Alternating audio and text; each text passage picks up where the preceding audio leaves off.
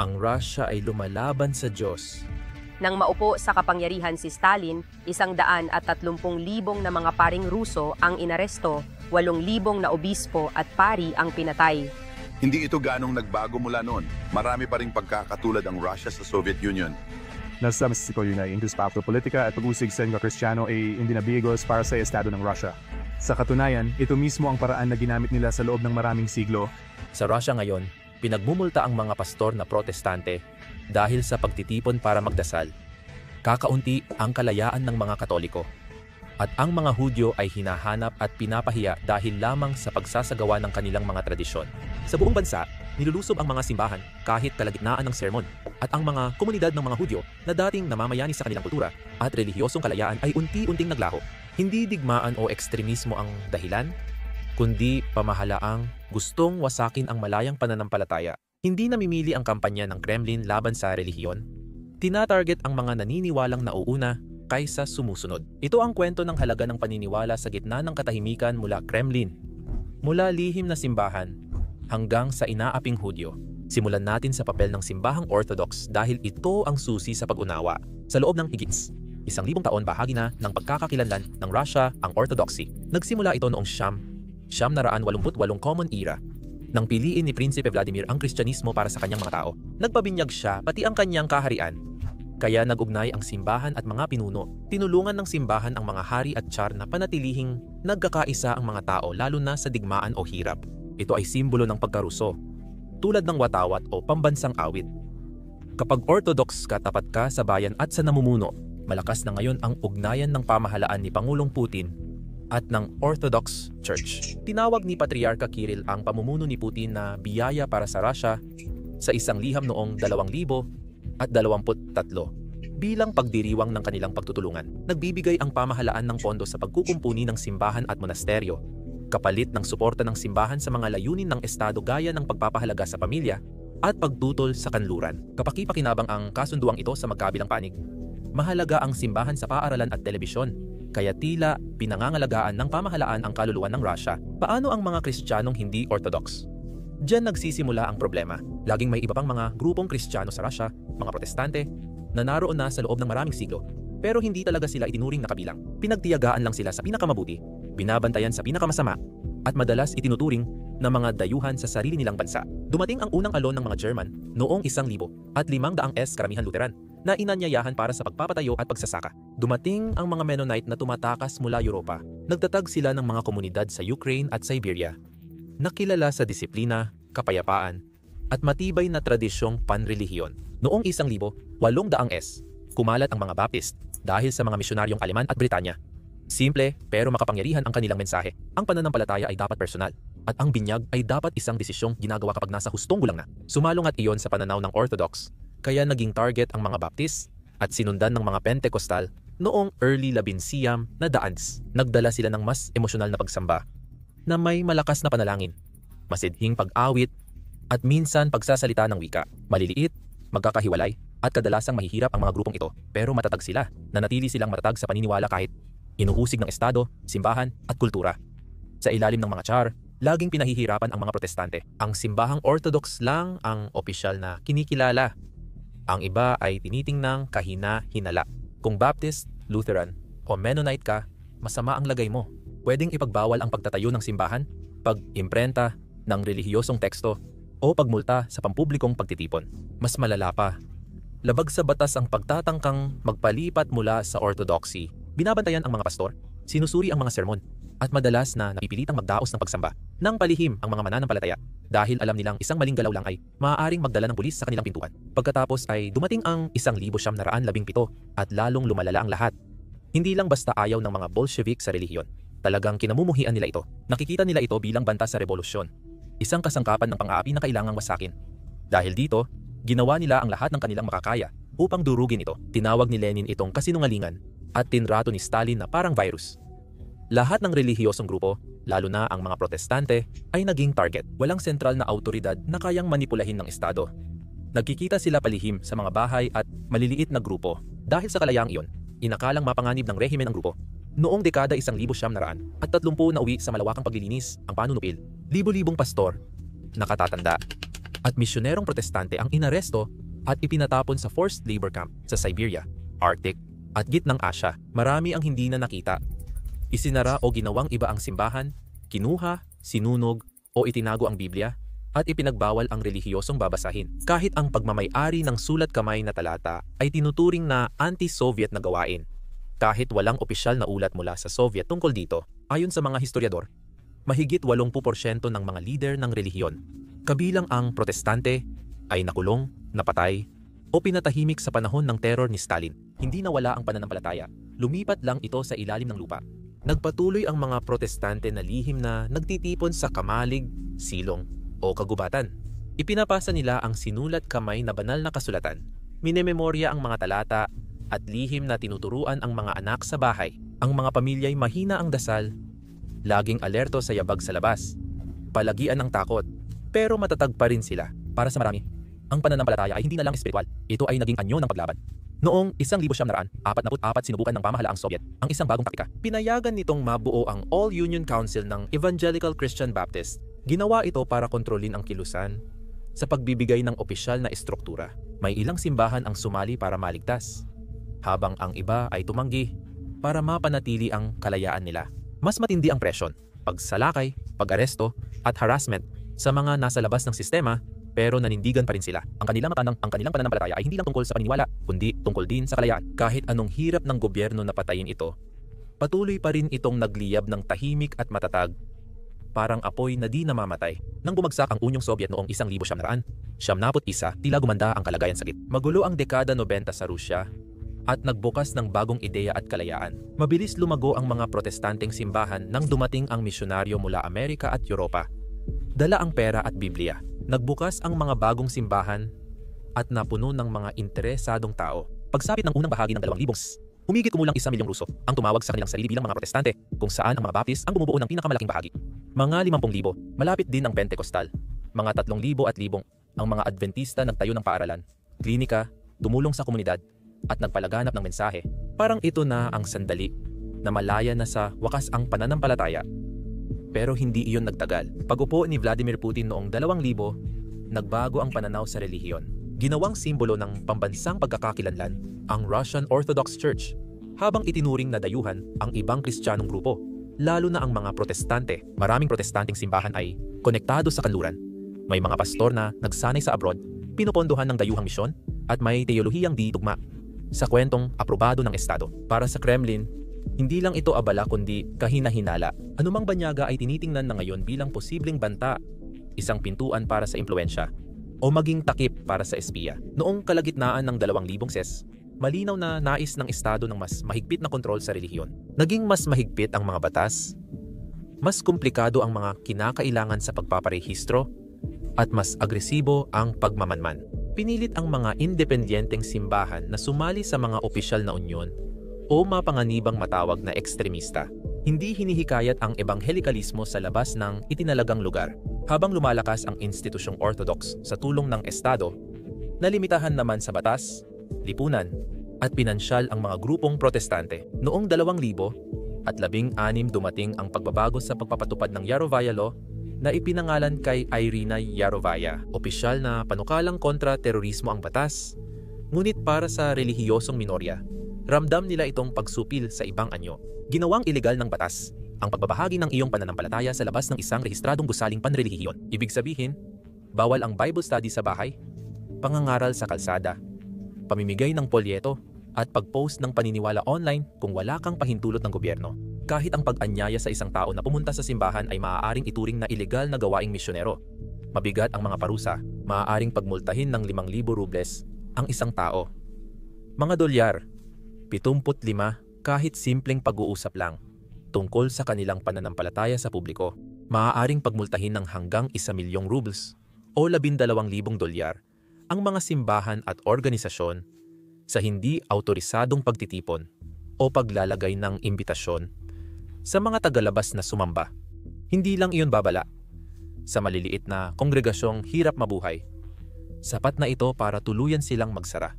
At hindi lang simboliko ang batas na iyon. Ipinatupad talaga ito. Kinasuhan ang mga pastor ng Baptist, dahil sa pagkakaroon ng mga karatula sa labas ng kanilang gusali. Pinagmulta ang mga Pentekostal dahil sa pagtalakay ng pananampalataya sa hintayan ng bus. Naputol din ang mga sermon, pati ang mga online posts tungkol sa prayer meeting ay nilabag. Noong 2000 at 19 mahigit kalahati ng kaso sa batas na Yarovaya ay laban sa ebanghelikong Kristiyano. Nakakatakot ang naging epekto nito para sa mga protestante. Huminto ang simbahan sa pag-aanunsyo, natakot magsalita ang mga mananampalataya, at bumagal ang misyonero.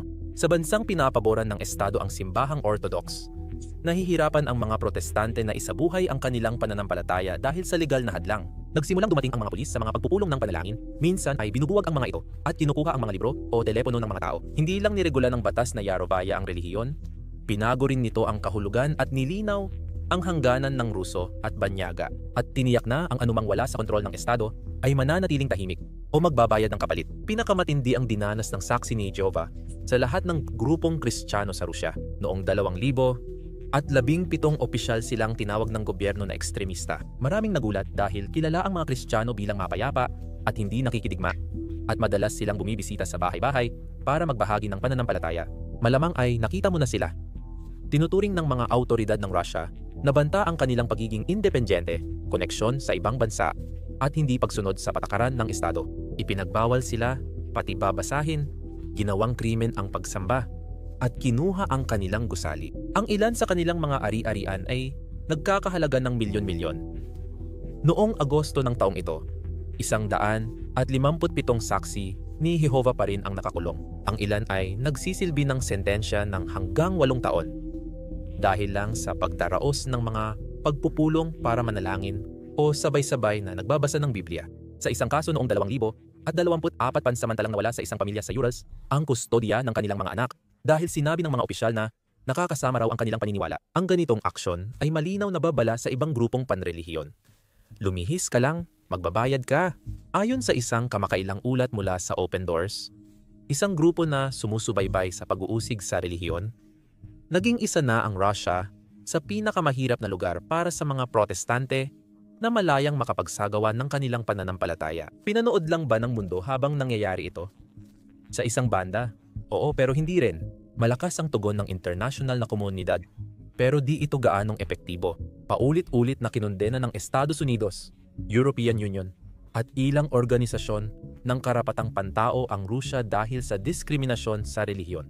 Noong 2024 muling inilista ng United States State Department ang Rusya bilang bansang dapat tutukan sa ika-6 na sunod na taon. Sabi nila, target ng Rusya ang mga protestante sa sistematikong pang-aapi. Nagulat ang Human Rights Watch at Amnesty International na minamanmanan, ginagambala at ikinukulong ang mga protestante dahil sa kanilang panrelihiyong gawain.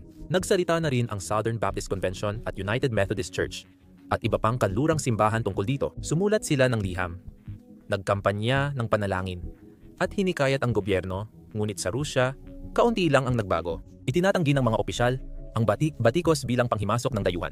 Dahil kakaunti lang ang mga protestante, bihira silang marinig. Mas grabe ang kalagayan sa mga lugar ng Ukraine na hawak ng Rusya. Simula aneksasyon ng Crimea, 2014 at pananakop sa silangang Ukraine, 2022. Nasa panganib ang mga protestanteng simbahan sa mga lugar na iyon. Sa Donetsk at Luhansk, higit 100 gusali ng mga protestante ang inilipat sa mga Orthodox na pro-Moscow. Inaaresto ang mga pastor na ayaw makipagtulungan. Ang ilan ay pinahirapan o pinatay. Binugbog ang isang Baptist leader sa Donetsk dahil tumanggi siyang manumpa sa Russia. Sa Crimea, ang mga unang kaso sa ilalim ng batas na Yarovaya ay nauwi sa ganap na pagbabawal. Ang pagsamba ng mga protestante ay itinuturing na ngayong isang anyo ng paglaban. Ayon sa Human Rights Watch, ang mga rehiyong ito ay mga itim na butas ng kalayaan sa relihiyon, kung saan pananahimik lang ang paraan para makaligtas. Patuloy na kumakapit ang mga protestante, at marami pa ring nagtatago tulad noong Soviet era. Encrypted na app, tahimik na tipon, at mensaheng kodigo ang gamit nila para manatiling konektado. Ang iba ay lumipat mula Russia patungong Poland o Germany para malayang makasamba, habang marami ang nagpasya manatili at harapin ang panganib kasama ang kanilang komunidad. Matatag ang kanilang pananampalataya, ngunit tahimik. Hindi ito tungkol sa paggawa ng ingay, kundi tungkol sa pag-survive. Gayunpaman, ang nakakatuwa ay hindi lahat ay basta na lang sumasabay sa agos. Kahit sa loob ng Russian Orthodox Church, na inaakala ng karamihan na laging sumusuporta sa gobyerno. Hindi lahat ay sang-ayon sa mga ginagawa ng Estado. May ilang pari at obispo na nagsalita mula nang magsimula ang digmaan sa Ukraine. Noong 2000 at 22 mahigit 200 at 80 Orthodox na kleriko mula sa iba't ibang bansa ang lumagda sa liham na kumondena sa digmaan. Ayon sa kanila, salungat ito sa Kristiyanong halaga. Ang iba ay nasa Russia o may kongregasyong Ruso. Ang iba naman, tulad ni Ama Loan Berdin mula sa Kostroma, ay ginamit ang kanilang sermon upang magsalita laban sa karahasan. Siya ay pinagmulta dahil dito. Isa pang pari, si Ama Dmitry Safronov, ay nawalan ng trabaho matapos mag-post ng mensahe online na pumupuna sa digmaan at dahil na rin sa nauna niyang pagdalo sa libing ng oposisyon ng Russia. Di man sikat, mahalaga ang salita ng mga lalaking ito sa kanilang tagasunod. Ipinakita nilang may mga Orthodox na naniniwalang dapat ang pananampalataya ang gumagabay sa Estado, hindi kabaliktaran. Bagamat totoo na karamihan sa mga leader ng Orthodox ay nananatiling tahimik o sumusuporta sa gobyerno, nariyan ang mga bitak at lalo pa itong lumalaki. Sa Russia, ang relihiyon ay hindi na lang paniniwala kundi kontrol na rin. Ang Estado ang nagdedesisyon kung aling mga pananampalataya ang ligtas, kung aling mga tinig ang pinapayagan, at kung aling mga dasal ang pinapahintulutan. Ang lumalabag sa itinakdang hangganan, kahit saksi ni Jehovah, Baptist o Orthodox na pari ay pinaparusahan, pero may dala silang paninindigan na hindi kayang durugin ng gobyerno. At sa isang bansa kung saan kadalasan ang katahimikan lang ang tanging proteksyon, ang paninindigan ay nagiging tahimik na anyo ng paglaban. Hindi lang protestante ang inusig, pati dalawang pinakamatandang relihiyosong grupo sa Rusya ay labis ding nagdusa, mga Katoliko at mga Hudyo. Pareho silang may malalim na ugat sa Rusya at nakaranas ng daan-daang taon ng diskriminasyon, karahasan at kontrol. Tulad ng protestante, ipinapakita ng kanilang kwento kung paano pinakikitunguhan ng Rusya ang pananampalatayang di sumusunod sa patakaran ng Estado. Sa Rusya, mahigit 1,000 taon nang naninirahan ang mga Hudyo, pero hindi sila itinuring na pantay na mamamayan sa halos buong panahon. Sa Imperyong Ruso, pinilit ang mga Hudyo na manirahan sa mga espesyal na lugar na tinatawag na Pale of Settlement. Bawal silang tumira sa malalaking lungsod tulad ng Moscow o St. Petersburg, at marami ring limitasyon sa trabaho, edukasyon at pag-aari. Sila rin ay naging target ng tinatawag na mga pogrom. Ito ay mga mararahas na gawain na sumira sa mga tahanan at negosyo at madalas ay pumatay ng mga inosenteng tao. Hindi basta nangyari ang mga pogrom na ito. Kadalasan, pinapayagan o hinahayaan lang ito ng mga lokal na opisyal at pulis. Sa huling 1,800 anges, ginawang patakaran ng pamahalaan ang antisemitismo sa Rusya. Tinulungan ng lihim na pulisya ang pagpapalaganap ng peking dokumentong The Protocols of the Elders of Zion na nagsasabing sasakupin ng mga Hudyo ang mundo. Kathang isip ito na ginamit para bigyang katwiran ang galit, pagdududa at naging inspirasyon ng Nazi propaganda. Nabuo ang Unyong Sobyet, ngunit hindi gumanda ang kalagayan. Sinabi ng bagong pamahalaan na pantay-pantay ang trato sa lahat. Kalaunan, inatake na rin ito ang relihiyon, kabilang ang Hudaismo. Isinara ang mga sinagoga, ipinagbawal ang wikang Hebreo, isinara ang mga paaralan at pahayagang Hudyo at inaresto o pinatay ang mga leader nila. Maraming Hudyo ang napilitang itago o talikuran ang kanilang pananampalataya para mabuhay. Sa ilalim ni Stalin, lumala ang anti-Semitismo. Noong 1952, tatlong Makata at manununulat na Hudyo ang lihim na pinaslang sa gabi ng pinatay ng mga Makata. Pagkalipas ng 1 taon, inakusahan ni Stalin ang ilang doktor na Hudyo ng sabwatan laban sa mga leader ng Soviet na tinawag na Doctor's Plot. Natakot ang maraming Hudyo sa malawakang pag-aresto, ngunit namatay si Stalin bago ito mangyari. Kahit pagkatapos ni Stalin, mahirap pa rin ang kalagayan. Madalas hindi pinapayagang pumasok sa universidad, magtrabaho, o maglakbay sa ibang bansa ang mga Hudyo. Ang mga nag-apply na umalis sa Unyong Soviet ay tinawag na refuseniks. Nawalan sila ng trabaho, binabantayan ng KGB, at minsan inaaresto kahit gusto lang umalis. Nanatiling delikado ang hayagang pagsasagawa ng Judaismo. Katulad ng protestante matapos bumagsak ang Soviet Union, noong 1991 muling nabuhay ang buhay ng mga Hudyo, nagbukas muli ang mga sinagoga, at nagsimula ang mga klase sa Hebreo. Nagkaisa ang mga organisasyong Hudyo sa buong mundo para tumulong sa muling pagtatayo ng komunidad. Sa loob ng ilang panahon, tila may kinabukasan ang buhay ng mga Hudyo sa Rusya.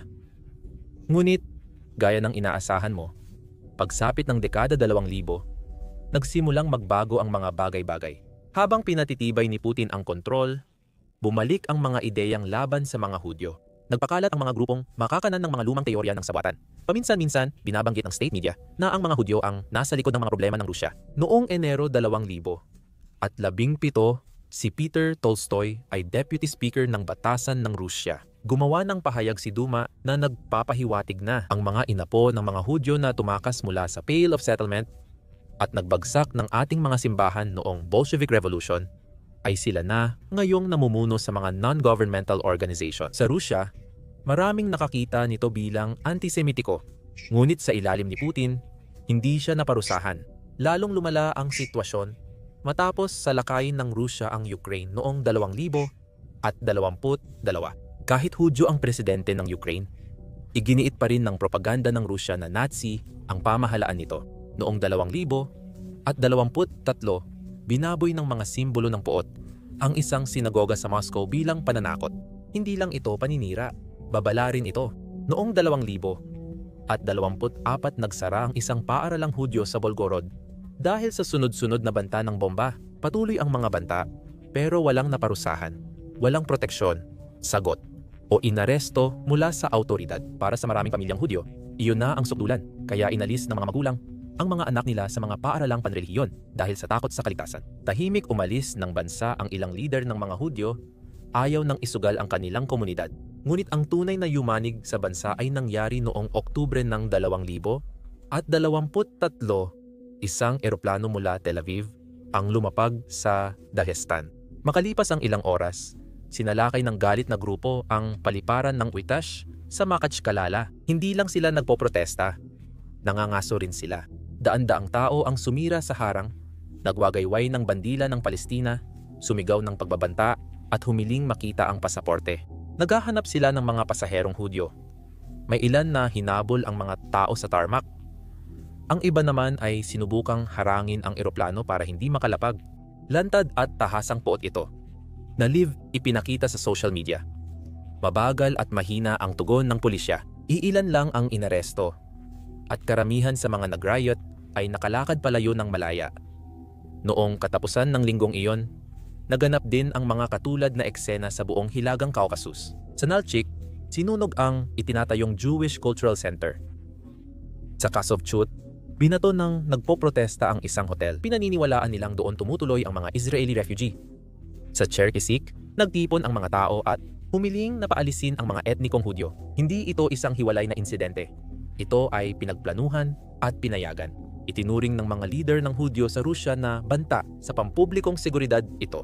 Isang sandali kung kailan nahulog ang maskara at naging hindi na maikakaila ang panganib. Itinanggi ng pamahalaan ang responsibilidad at sinisi ang mga nanggugulo at dayuhang impluensya. Ngunit malinaw ang mensahe. Delikado na ang pagiging hayagang Hudyo sa Rusya. Di na lang ito takot, kundi totoong banta na lumalala pa. Ang mga pangyayaring ito ay resulta ng mga taon ng lumalalang anti-Semitismo, pinalala ng mga teorya ng sabwatan at nasyonalismong pananalita. Ang ilang organisasyong Hudyo ay matinding pinipilit at tinatawag na dayuhang ahente. Ang iba ay nakaranas ng inspeksyon, banta ng kaso, at paninira. Bihira maparusahan ang mapanirang salita online at binabaliwala ang paninira sa mga sinagoga at sementeryo ng mga Hudyo. Hindi kailangang pamunuan ng Estado ang mga pag-atake basta magbulag-bulagan sila. Para sa maraming pamilyang Hudyo, ang pag-alis ay para sa kaligtasan, hindi politika. Ang kaguluhan sa paliparan ang nagdulot ng pagbabago. Ipinapakita nitong pwedeng kumilos ang nagkakagulong tao nang walang parusa. Nag-aalangan ang pulisya at iniiwasan ng gobyerno ang responsibilidad. Ipinakita nito na bumalik ang mga dating takot at binabaliwala na ito ng mga institusyong dapat nagpoprotekta. Nakabibingi ang katahimikan mula sa Kremlin. Walang pambansang talumpati, walang paghingi ng paumanhin, walang totoong aksyon, puro malabong pahayag at ilang pag-aresto lang. Ang katahimikang yon ay nagsalita na ng lahat. Ipinahiwatig nito sa mga komunidad ng mga Hudyo na sila ay nag-iisa na lang. At ipinahiwatig din ito sa natitirang bahagi ng Rusya na hindi na bawal ang antisemitismo. Isa lang itong dagdag na kasangkapan sa arsenal ng Estado. Ngayon, silipin natin ang Simbahang Katoliko. Isang relihiyosong grupo na madalas ituring na banyaga o kahina-hinala sa Rusya. Matagal nang naninirahan ang mga Katoliko sa Rusya, lalo na sa kanlurang Ukraine, Belarus, at ilang bahagi ng Siberia na may lahing Polish o Lithuanian. Mula pa simula, itinuring ng pamahalaang Ruso at Simbahang Orthodox nakaribal ang Katolisismo. Noong 1700s at 1800s, matapos sakupin ng Imperyong Ruso ang Poland, milyon-milyong Katoliko ang napasailalim sa Rusya. Nilimitahan ng Estado ang pagsamba ng Katoliko, ipinagbawal ang ilang gawain ng simbahan, at hinikayat ang pagbabalik loob sa Orthodox. Pinalayas ang mga misyonerong Heswita at binantayan o inaresto ang mga pari. Pinayagan ang Katolisismo, ngunit mahigpit na kinontrol, at lalo pang humigpit sa panahon ng mga Soviet. Itinuring ng pamahalaang komunista ang Katolisismo at iba pang relihiyon bilang banta. Isinara ang mga simbahan, inaresto ang mga pari, at ginawang bilangguan ang mga monasteryo. Noong 1937 panahon ng dakilang teror ni Stalin, tinarget at inakusahan ng paniniktik o kontra-Soviet na ideya ang mga klerikong Katoliko sa Ukraine at Belarus. Marami ang ipinatapon sa labor camp o pinaslang. Kahit matapos si Stalin, patuloy na tinutuligsa ang simbahang Katoliko. Itinuturing ng pamahalaang Soviet ang Vatican bilang isang mapanganib na banyagang kapangyarihan, at ang pagiging Katoliko ay tinitingnan bilang kahina-hinala. Kailangang palihim gawin ang relihiyosong edukasyon, kahit ang mga pari ay kinailangang mamili kung makikipagtulungan sa gobyerno o isa sa panganib ang kanilang kalayaan. Gayunpaman, pansamantalang nagbago ang mga bagay noong dekada 90. Pagbagsak ng Union of Soviet Socialist Republics, muling nagtatag ang mga Katoliko. Binuksan ng Vatican ang ugnayang diplomatiko, nagtalaga ng obispo, at nagbukas ng mga simbahan. Bumuhos pa ang tulong ng dumating ang mga banyagang pari at mga kawanggawa upang tumulong. Sa maikling panahon, nagkaroon ng pag-asa. Noong 2002, gumawa ng hakbang si Papa Juan Pablo II para palakasin ang presensya ng simbahang Katolika sa Russia sa pamamagitan ng pag-angat ng 4 na apostolic administration bilang dioceses: Moscow, Saratov, Novosibirsk, at Irkutsk. Hindi talaga nagustuhan ng simbahang Russian Orthodox ang desisyong ito. Inakusahan ng mga leader ng Orthodox ang Vatican na nagtangkang magtatag ng karibal na simbahan sa Russia na tinawag nilang pananakop at banta sa espiritual na soberanya ng bansa. Agad na sinuportahan ng Kremlin ang Orthodox at pinatibay ang paniniwalang banyaga ang Katolisismo. Simula noon, bumagal ang paglago ng Katoliko. Tinanggihan ang visa ng mga banyagang pari, nahirapan sa pagpaparehistro ang mga parokya, at nilimitahan ang gawain ng Katoliko. Hindi lang basta bumalik ang presyon, naging patakaran pa ito. Ang mga grupong Katoliko sa Russia ngayon ay humaharap sa parehong mga limitasyon, tulad ng mga Protestante at mga Hudyo. Patuloy tinatanggihan ang visa ng mga banyagang pari at tinatatakan bilang banyagang ahente ang kawanggawang Katoliko. Palagi ring hinaharang o iniinspeksyon ang mga paaralan at youth programs. Noong 2021, inaresto ang isang pari sa Vladivostok sa pagbibigay ng araling panrelihiyon ng walang pahintulot. Ngunit walang kasong isinampa. Malinaw ang mensahe: binabantayan ka. Matinding panggigipit ang nangyari matapos sakupin ng Russia ang Ukraine. Nanawagan ng kapayapaan ang mga leader Katoliko sa Europa at Russia. Ilang pari rin ang tumutol sa digmaan. Bilang tugon, naging target ang kanilang mga simbahan. Isang pari sa Kaliningrad ang tinanggal sa kanyang simbahan matapos mangaral laban sa karahasan. Makalipas ang ilang sandali, sinalakay ng mga pulis ng buwis ang kanyang parokya. Pinagmulta ang ilan dahil sa bagong batas ng Russia laban sa kawalang-galang sa militar. Alanganin ang kalagayan ng mga Katoliko ngayon. Itinuturing silang makakanluran at pinagdududahan ang kanilang mga pagpapahalaga. Kahit ang pagdiriwang ng Pasko tuwing Disyembre, 25 na karaniwan sa karamihan ng mga Katolikong bansa, ay nagpapatingkad sa kanila sa isang bansang ang simbahang Orthodox ay nagdiriwang naman sa Enero. Madalas napapabayaan ang boses ng mga Katolikong estudyante at napipilit silang sumunod sa karamihan sa mga talakayang relihiyoso sa paaralan. Sinubukan ng Vatican na panatilihin ang kapayapaan sa pamahalaan ng Russia at sa simbahang Orthodox. Noong 2023, nag-alok si Papa Francisco na mamagitan sa digmaan sa Ukraine at nagpadala ng mensahe ng kapayapaan. Ngunit binaliwala ito ng Kremlin. Tinawag ng mga leader ng Russian Orthodox itong panghihimasok.